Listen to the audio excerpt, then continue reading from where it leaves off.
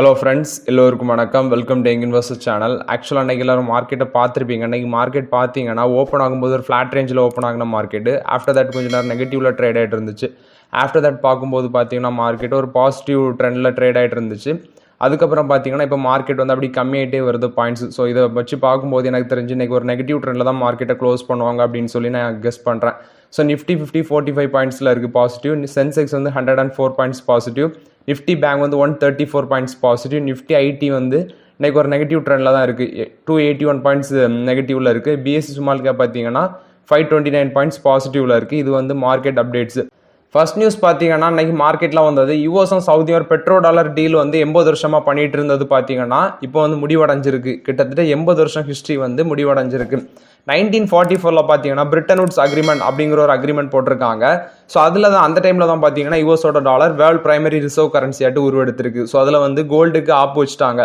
So அது post world war 2க்கெல்லாம் முன்னாடிலாம் பார்த்தீங்கன்னா நீங்கள் கோல்டு தான் ஒரு இன்டர்நேஷனல் ட்ரேடுக்கு வந்து பயன்படுத்துவாங்க. ஆனால் இப்போ அதுக்கப்புறம் பார்த்தீங்கன்னா யூஎஸ் டாலர் வந்து உருவெடுத்து வருது. 1971 யூஎஸோட பிரசிடென்ட் ரிச்சர்ட் நிக்சன் பார்த்தீங்கன்னா இந்த டாலரை வந்து கோல்டு கன்வெர்ட் பண்ணுறதை வந்து நிறுத்துறாரு. அதுக்கு ஒரு முடிவு கட்டுறாரு. ப்ளஸ் வந்து இந்த எக்ஸ்சேஞ்ச் ரேட் ஃப்ளோட்டிங்கும் இன்க்ரீஸ் ஆகுது. ப்ளஸ் வந்து கரன்சி வாலட்டிலிட்டியும் வந்து இன்க்ரீஸ் ஆகுது அப்படின்னு சொல்லியிருக்காங்க. ஸோ அது மட்டும் இல்லாமல் பார்த்தீங்கன்னா 1974 அந்த யூஎஸ் பெட்ரோ டாலர் டீலுக்கு வந்து முக்கிய இயர் வந்து இந்த 1974 தான். அந்த காலத்தில் ஆயிலோட கிரைசிஸ் அதிகமாக இருக்குது, ப்ரைஸ் இன்க்ரீஸ் ஆகுது, ஒப்பேக்கோட டிரான்சாக்ஷன், இப்படி பல பிரச்சனைகள் இருக்கு. யூஎஸும் சவுதி அரேபியும் பார்த்தீங்கன்னா அந்த குரூஷியல் டீலுக்குள்ளே வராங்க. ஸோ அதுதான் அந்த பெட்ரோ டாலர் டீலு. யூஎஸ் பார்த்தீங்கன்னா ஒத்துக்கிறாங்க, சவுதி அரேபியாட்டேருந்து நாங்கள் ஆயில் வாங்குவோம். ஸோ அது எதுக்குன்னு பார்த்தீங்கன்னா ஆயில் வாங்குவோம், ப்ளஸ் வந்து மிலிட்ரி எய்டுக்கும் எக்யூப்மெண்ட்டுக்கும் யூஸ் பண்ணுவோம்னு சொல்லுவாங்க. பட் வந்து சவுதி அது மூலமாட்டு வர அந்த பெட்ரோ டாலர் ரெவன்யூ பார்த்தீங்கன்னா யூஎஸோட எக்கனாமியில் தான் இன்வெஸ்ட்மெண்ட் பண்ணணும். ஸோ இதனால பார்த்தீங்கன்னா யூஎஸுக்கும் நல்லா பயன் இருக்குது. ப்ளஸ் வந்து யூஎஸுக்கு ஃபினான்ஷியல் ஸ்டேபிலிட்டி இருக்கும், சவுதி அரேபியா வளர்ச்சி அடையும். ஸோ போத் நேஷன்ஸுக்கு வந்து இதில் வந்து ஒரு ஃபினான்ஷியல் ஸ்டேபிலிட்டி க்ரோத் இருக்குது. ஆனால் வந்து பார்த்தீங்கன்னா இந்த சவுதி அரேபியா வந்து ஆயில் வந்து எக்ஸ்போர்ட் பண்ணாலும் சரி, சேல் பண்ணாலும் சரி, அதை வந்து பெட்ரோ டாலரில் தான் பண்ணணும் இந்த அக்ரிமெண்ட் படி. அது ஒரு பக்கம் இருக்கு. ஸோ இந்த டீலை வந்து இவங்க இப்போ நிறுத்தினதுனால சவுதி அரேபியா வந்து மல்டிபிள் கரன்சியில் வந்து ட்ரேட் பண்ணலாம். குறிப்பாட்டு யூரோ, ருபைல்ஸ், என், நெக்ஸ்ட் பார்க்கும்போது பிட்காயின், யுவான், அந்த கரன்சியில் எல்லாமே இவங்க ஆயில் வந்து சேல் பண்ண முடியும். அதே டைம் பார்த்தீங்கன்னா இவங்க ரஷ்யாவும் வந்து ரஷ்யா இப்போ ரீசெண்டாட்டு நமக்கு இந்தியாவுக்கு வந்து ருப்பியிலே நீங்கள் வந்து ஆயில் வாங்கலாம் அப்படின்லாம் சொல்லியிருந்தாங்க. ஸோ அதே மாதிரி தான் இப்போ சவுதி அரேபியா வந்து ஃப்ரீடம் ஆட்டும் அவங்க வேறு கரன்சியில் வந்து ஆயில் சேலும் பண்ணலாம், எக்ஸ்போர்ட்டும் பண்ணலாம். ஸோ இந்த டீல் வந்து முடிவடைஞ்சது பார்த்தீங்கன்னா குளோபல் லெவலில் ஃபினான்ஷியல் கிரைஸ் வருமானா வர்றதுக்கு வாய்ப்பு இருக்குது. ஸோ என்ன மாதிரி பிரச்சனைலாம் வரும்னு சொல்கிறாங்கன்னா குளோபல் டிமாண்ட், அதாவது இந்த டாலருக்கு இருந்த குளோபல் டிமாண்ட் வந்து கம்மியாகும். ஸோ அதனால வந்து ஹையர் இன்ஃப்ளேஷன், இன்ட்ரெஸ்ட் ரேட், இந்த யூஎஸோட பாண்ட் மார்க்கெட் வந்து வீக்கர் ஆகும் அப்படின்னு சொல்கிறாங்க. குளோபல் லெவலில் ஃபினான்ஷியல் டைனமிக்ஸ், அதாவது குளோபல் லெவலில் ஃபினான்ஷியல் கிரைசிஸ் வர அதிக சான்சஸ் இருக்குது அப்படின்னு சொல்லியிருக்காங்க. அந்த டீல் வந்து கேன்சல் ஆகினால. ஸோ 1944 போடப்பட்ட டீலு 1974 வந்து பார்த்தீங்கன்னா இந்த ஆயில் எக்ஸ்போர்ட், ஆயில் சேல்ஸ் வந்து நீங்கள் டாலரில் தான் பண்ணணும் அப்படி போட்ட அக்ரிமெண்ட் வந்து இப்போ ஒரு 80 வருஷம் டீல் வந்து முடிவடைஞ்சிருக்கு. இது வந்து பார்த்தீங்கன்னா யூஎஸ் சவுதியோட பெட்ரோ டாலர் டீல் வந்து பார்த்தீங்கன்னா இப்போ வந்து முடிவுக்கு வந்திருக்கு. இது வந்து யூஎஸ் பெட்ரோ டாலர் பொறுத்த வரைக்கும் அப்டேட்டு. நெக்ஸ்ட் பார்த்தீங்கன்னா ஹெச்டிபி ஃபினான்ஷியல், இந்த கம்பெனி வந்து ஹெச்டிஎஃப்சி பேங்கோட சப்சிடரியாக இருக்கிறாங்க. ஸோ இவங்க வந்து பார்த்தீங்கன்னா ஐபிஓ வர போகிறாங்க அப்படின்னு சொல்லி அப்டேட் பண்ணியிருந்தேன். ஸோ இப்போ இவங்க ஐபிஓ வரணும்னா மார்க்கெட்டில் லிஸ்டிங் ப்ராசஸுக்கு வந்து அவங்களோட பேரண்ட் கம்பெனி ஹெச்டிஎஃப்சி பேங்க் வந்து அப்ரூவல்காண்டி இவங்க வெயிட்டிங்கில் இருக்கிறாங்க. ஸோ அது மட்டும் இல்லாமல் இவங்களோட லோன் புக் க்ரோத் ஆகணும் அப்படிங்கிற ஒரு எய்ம் செட் பண்ணியிருக்காங்க. ப்ளஸ் வந்து இந்த கரண்ட் ஃபிசிக்கல் இயரில் பார்த்தீங்கன்னா 200 பிரான்ச்சஸ் மேலே ஓப்பன் பண்ணணும் அப்படிங்கிற அப்டேட்டும் கொடுத்துருக்காங்க. இதோட வேல்யூஷன் பார்த்தீங்கன்னா அந்த நான் banking ஃபினான்ஷியலோட valuation $9 billion to $10 billion இருக்கும் அந்த ஐபிஓ சமயத்தில் அப்படிங்கிற அப்டேட்டும் கொடுத்துருக்காங்க. நெக்ஸ்ட் பார்க்கும்போது அவங்களோட பிரான்ச்சஸ் பார்த்தீங்கன்னா 1600 இருக்குது அப்படின்னு சொல்கிறாங்க. ப்ளஸ் வந்து அவங்க இன்னும் நியர்லி 200 பிரான்ச்சஸ், அதாவது இந்த ஃபிசிக்கல் இயர்லேயே 150லேருந்து 200 பிரான்ச்சஸ் வரைக்கும் ஓப்பன் பண்ணுவோங்கிற அப்படிங்கிற அப்டேட்டும் கொடுத்துருக்காங்க. இன்னைக்கு ஹெச்டிஎஃப்சி பேங்கோட ஷேர் ப்ரைஸ் எடுத்து பார்த்தீங்கன்னா 1593 அந்த ரேஞ்சில் இருக்குது. 1440 அந்த ரேஞ்சில் கன்சிடர் பண்ணோம். ஸோ ஒரு நல்லாவே ஒரு ரிட்டர்ன் நமக்கு வந்து ஹெச்டிஎஃப்சி பேங்க் கொடுத்துருக்கு. பட் இப்போதைக்கு ஹெச்டிஎஃப்சி பேங்க்கில் வாய்ப்பு இருக்கான்னா இல்லை நம்ம வந்து வெயிட் பண்ணி தான் ஆகணும். எகைன் வந்து 1400 வந்துச்சுன்னா டெஃபினட்டாக ஹெச்டிஎஃப்சி பேங்க்கில் நம்ம ஒரு கன்சிடர் பண்ணலாம். லாங் டேமுக்கு இந்த பேங்க்கில் ஒரு நல்ல வேல்யூ இருக்குது, நல்ல ரிட்டர்ன் கொடுக்குற பேங்க்கு. ஸோ இது வந்து பார்த்தீங்கன்னா ஹெச்டிஎஃப்சி பேங்கை பொறுத்த வரைக்கும் one of the positive update. Next பார்த்தீங்கன்னா மஹிந்திராவில் வந்து அப்டேட்டு நான் சொல்லியிருந்தேன். ஃபினான்ஷியலி 30 வரைக்கும் பார்த்தீங்கன்னா அவங்க நிறைய இவிஎஸ் வந்து லான்ச் பண்ண போகிறாங்க அப்கமிங்கில் அப்படின்னு அப்டேட் கொடுத்துருந்தோம். அதில் தான் ஒரு அப்டேட் ஆட்டு பொலிரோ அப்படின்னு சொல்லியிருந்தேன். ஸோ இப்போ பார்த்தீங்கன்னா மஹேந்திரா வந்து எலக்ட்ரிக் பொலிரோ ஸ்கார்பியோலாம் லான்ச் பண்ண போகிறாங்க அப்படிங்கிற அப்டேட் கொடுத்துருக்காங்க. அதில் வந்து ஒரு எலக்ட்ரிக் ஸ்கார்பியோ இ அப்படிங்கிற ஒரு எலக்ட்ரிக் வெஹிக்கிள் அவங்க லான்ச் பண்ண போகிறாங்க. மஹிந்திரா ஸ்கார்பியோ இ அப்படிங்கிற எலக்ட்ரிக் வெஹிக்கிள் அவங்க லான்ச் பண்ண போகிறாங்க அப்படிங்கிற அப்டேட் கொடுத்துருக்காங்க. அந்த வெஹிக்கிளோட மாடல்லாம் கொடுத்துருக்காங்க, உங்களுக்கு ஸ்க்ரீனில் தெரியும்னு நினைக்கிறேன். ஸோ இது வந்து பார்த்தீங்கன்னா இந்த இவி வந்து மேபி இந்தியாவில் 2030 அந்த எலக்ட்ரிக் எஸ்யூவி வெஹிக்கிள் வந்து லான்ச் ஆகும் அப்படின்னு சொல்லியிருக்காங்க. இது வந்து மஹிந்திராவை பொறுத்த வரைக்கும் one of the positive update. Next பார்த்தீங்கன்னா பிரைட்காம் குரூப். இந்த குரூப் பார்த்தீங்கன்னா போண்டியான குரூப்னு ஆல்ரெடி அப்டேட் கொடுத்துட்டேன். இதை வந்து வித்துருங்க, நிறைய பேர் ஷார்ட் சர்க்கியூட் அப்படின்லாம் என்னெல்லாமோ சொல்லிட்டு இருந்தீங்க, லோவர் சர்க்கியூட்டு என்னெல்லாமோ சொல்லிட்டு இருந்தீங்க. ஸோ அதெல்லாம் பார்த்தீங்கன்னா நான் வந்து டேரக்டரை ப்ரோக்கரேஜ்டே காண்டாக்ட் பண்ணி இந்த பிரச்சனைக்கெல்லாம் முடிவு பண்ணி டக்குனு சேல் பண்ணுங்கன்னு சொல்லியிருந்தேன். மோஸ்ட் ஆஃப் தம் வந்து இந்த ஷேரை வித்திருப்பீங்க அப்படின்னு நான் நினைக்கிறேன். ஸோ இப்போ பார்த்தீங்கன்னா June 14 வந்து அந்த ஷேர் வந்து பிஎஸ்சி என்எஸ்சிலேருந்து சஸ்பெண்ட் ஆயிரும், இருக்காது அப்படின்னு நான் சொல்லி அப்டேட் கொடுத்துருந்தேன். ஸோ நான் செக் பண்ணி பார்த்தேன், அது வந்து பிஎஸ்சி என்எஸ்சியில் இல்லை, அந்த ஷேரை வந்து நீக்கிட்டாங்க. ஸோ அது ஒரு பக்கம் இருக்க பார்த்தீங்கன்னா இனியும் அது வந்து லிஸ்ட் ஆகும். அதாவது வீக்லி ஒன்ஸ் வந்து அது வீக்லி ஃபர்ஸ்ட் டே வந்து அது லிஸ்ட் ஆகும். ஸோ அந்த டைமில் வந்து இன்னும் வந்து விற்காதவங்க விற்றுக்கோங்க. மேபி எல்லாரும் விற்றுருப்பீங்கன்னு நினைக்கிறேன். ஸோ விற்காதவங்க இதை பயன்படுத்திக்கோங்க. நெக்ஸ்ட் பார்த்தீங்கன்னா விப்ரோவில் வந்து அப்டேட். விப்ரோ பார்த்தீங்கன்னா சைமன்ஸ் கூட ஒரு பார்ட்னர்ஷிப்பில் வராங்க, ஆட்டோமோட்டிவ் சாஃப்ட்வேர் டிரான்ஸ்ஃபார்ம் டெவலப்மெண்ட்டுக்காண்டி தான் அப்படின்னு சொல்லியிருக்காங்க. ஸோ இது வந்து பார்த்தீங்கன்னா பேவ் 360 சாஃப்ட்வேர் அந்த ரேஞ்சில் இருக்கும் அப்படின்னு சொல்லியிருக்காங்க. ஸோ ஆட்டோமோட்டிவ் சாஃப்ட்வேர் டெவலப்மெண்ட்டுக்காண்டி தான் சைமன்ஸ் கூட விப்ரோ வந்து ஒரு பார்ட்னர்ஷிப்பில் வராங்க. இந்த கொலாபரேஷன் வந்து விப்ரோ பொறுத்தவரைக்கும் ஒரு பாசிட்டிவாட்டு பார்க்கப்படுது. இன்னைக்கு விப்ரோட ஷேர் ப்ரைஸ் எடுத்து பார்த்தீங்கன்னா 478 அந்த ரேஞ்சில் இருக்குது. பட் இன்னைக்கு ஐடி செக்டார் ஸ்டாக்ஸ் எல்லாமே வந்து நெகட்டிவ் ட்ரெண்டில் தான் இருக்குது. பெரிய அளவு நெகட்டிவ்ல இருந்தாலும் இன்னைக்கு நிஃப்டி ஐடி இண்டெக்ஸே நெகட்டிவ் ட்ரெண்டில் தான் ட்ரேட் ஆகிட்டு இருக்கு. ஸோ இது விப்ரோ பொறுத்தவரைக்கும் இப்படி 478 அந்த ரேஞ்சில் இருக்குது. பட் இப்போதைக்கு நமக்கு விப்ரோவில் வாய்ப்புகள் ரொம்பவே கம்மி. எகைன் வந்து ஒரு 430 420 அந்த ரேஞ்சுக்கு வந்துச்சுன்னா எகைன் விப்ரோ கன்சிடர் பண்ணலாம். இது விப்ரோ பொறுத்தவரைக்கும் அப்டேட்டு. நெக்ஸ்ட் பார்த்தீங்கன்னா டாக்டர் ரெட்டி லெபார்டரிஸில் வந்து அப்டேட்டு. இதில் பார்த்தீங்கன்னா எல்ஐசி வந்து ஸ்டேக் அதிகமாட்டு வாங்கியிருக்காங்க. ப்ரைஸ் பார்த்தீங்கன்னா நேற்று வந்து ஒரு பாசிட்டிவ் ட்ரெண்டில் க்ளோஸ் பண்ணாலும் இன்னைக்கு பார்த்தீங்கன்னா கொஞ்சம் அடிச்சிருக்காங்க. இன்னைக்கு ஒரு ஃப்ளாட் ரேஞ்சில் தான் இன்னைக்கு நெகட்டிவ்ல தான் ட்ரேட் ஆகிட்டு இருக்கு. டாக்டர் ரெட்டி லெபார்டரிஸோட ஷேர் ப்ரைஸ் மார்க்கெட் கேப்லேஷன் 1 லட்சம் கோடியை தாண்டி இருக்காங்க. எல்ஐசி பார்த்தீங்கன்னா இந்த ஜூனுக்கு முந்தின டைமில் வந்து பார்த்தீங்கன்னா 4.95% இருந்த எல்ஐசியோட ஸ்டேக்கு டாக்டர் ரெட்டி லெபார்டரிஸில் இப்போ 5.01% ஆட்டி இன்க்ரீஸ் ஆயிருக்கு அப்படின்னு சொல்லியிருக்காங்க. ஸோ இது வந்து ஓவரால் ஆட்டு பார்த்தீங்கன்னா டாக்டர் ரெட்டி லெபார்டரிஸை பொறுத்த வரைக்கும் பாசிட்டிவ் அப்டேட்டு. 6,000 கீழே, அதாவது ஒரு 5,700 5,800 அந்த ரேஞ்சுக்கு வந்துச்சுன்னா நம்ம வந்து டெஃபினட்டாக பார்த்தீங்கன்னா டாக்டர் ரெட்டி லெபார்டரிஸில் அக்விசிஷன் பண்ணலாம். ஸோ இப்போதைக்கு டாக்டர் ரெட்டி லெபார்டரிஸில் வெயிட் பண்ணுங்க. நெக்ஸ்ட் பார்க்கும்போது பார்த்தீங்கன்னா சுவன் ஃபார்மா அப்படிங்கிற ஒரு கம்பெனி, இவங்க வந்து 67.5% ஆஃப் ஸ்டேக்கை சாப்லோ ஆர்கானிக்ஸ் அப்படிங்கிற ஒரு கம்பெனியில் அக்விசிஷன் பண்ணுறாங்க. ஸோ அதோட வேல்யூ 229.5 crores அப்படின்னு சொல்கிறாங்க. நியர்லி சுவன் ஃபார்மா 67.5% ஆஃப் ஸ்டேக்கை சாப்லோ ஆர்கானிக்ஸில் அக்விசிஷன் பண்ணுறாங்க. இது சுவன் ஃபார்மா பொறுத்த வரைக்கும் அப்டேட்டு.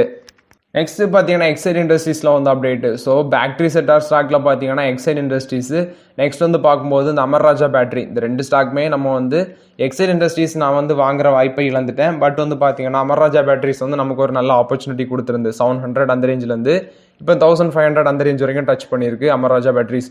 பட் இந்த எக்ஸைட் இண்டஸ்ட்ரீஸில் நம்ம பார்க்கும்போது பார்த்தீங்கன்னா ஷேர் வந்து ரெக்கார்ட் ஹை டச் பண்ணியிருக்காங்க, 540 எபோவ் தாண்டி இருக்கு.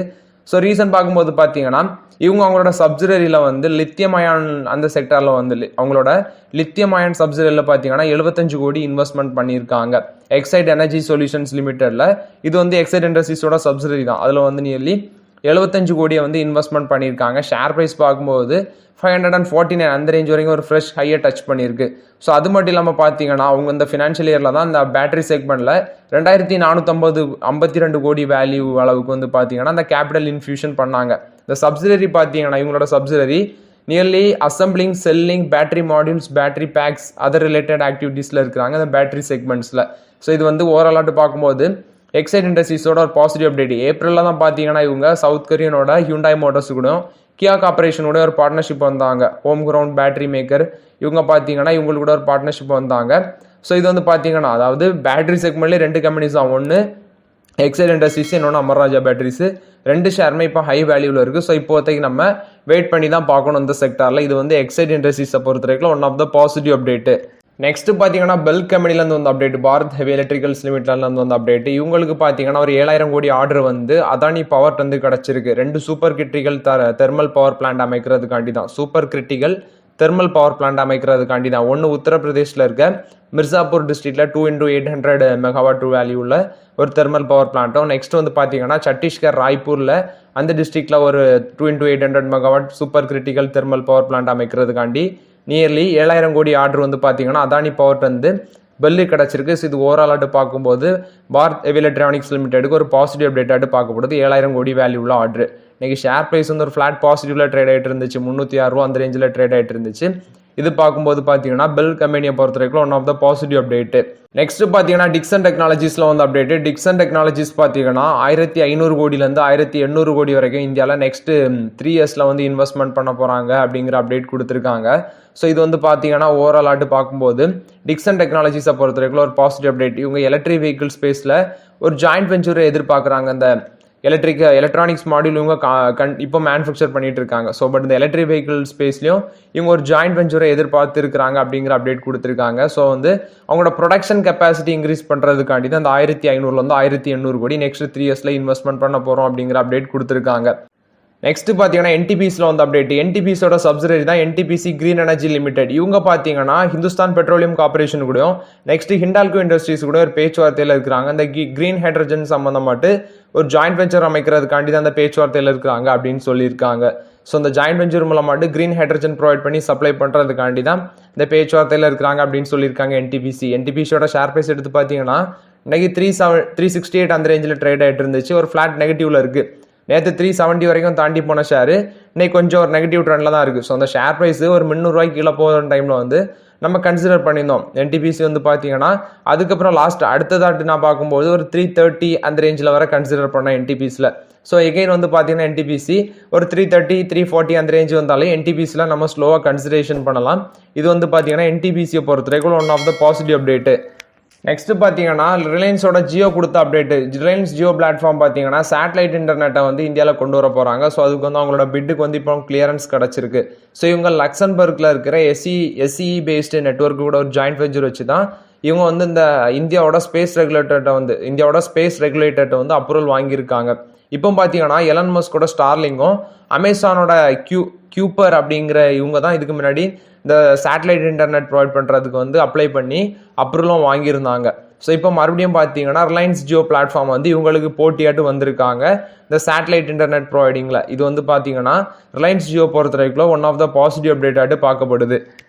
நெக்ஸ்ட் பார்த்தீங்கன்னா ஜிண்டால் ஸ்டெயின்லெஸ்ல வந்து அப்டேட். இவங்களோட போர்ட் பார்த்தீங்கன்னா ஒரு அப்ரூவல் கொடுத்துருக்காங்க. குரோமெனி ஸ்டீல் பிரைவேட் லிமிடெட்ல வந்து 54% ஸ்டேக் வச்சிருப்பாங்கன்னு நினைக்கிறேன். ஸோ அதில் இப்போ ரிமைனிங் 46% ஸ்டேக் இருக்குது. அதே அக்யூசியேஷன் பண்ணுறாங்க. 277.90 கோடிக்கு வாங்குறாங்க. இது பார்த்தீங்கன்னா ஜிண்டால் ஸ்டெயின்லெஸ்ஸை பொறுத்த வரைக்கும் பாசிட்டிவ் அப்டேட்டு.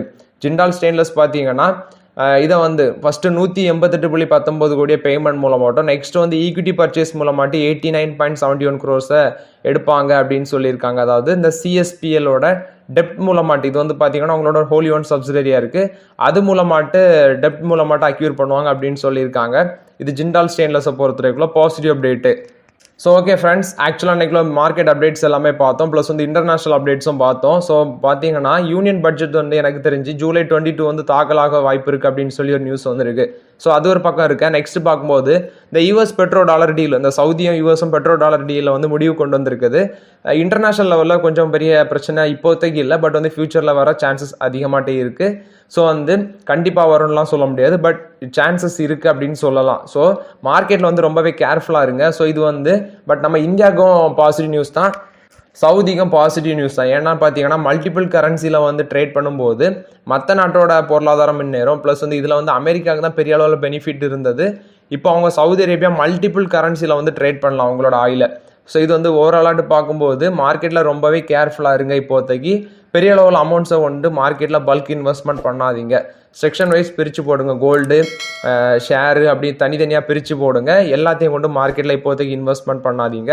ஸோ இது என்னோட அப்டேட்ஸ். ஸோ ஓகே ஃப்ரெண்ட்ஸ், இந்த வீடியோ உங்களுக்கு பயனுள்ளதாக இருக்கும்னு நினைக்கிறேன். பயனுள்ளதாக இருந்துச்சுன்னா லைக் பண்ணுங்கள், சப்ஸ்கிரைப் பண்ணுங்கள், கமெண்ட் பண்ணுங்கள். Okay friends, thank you.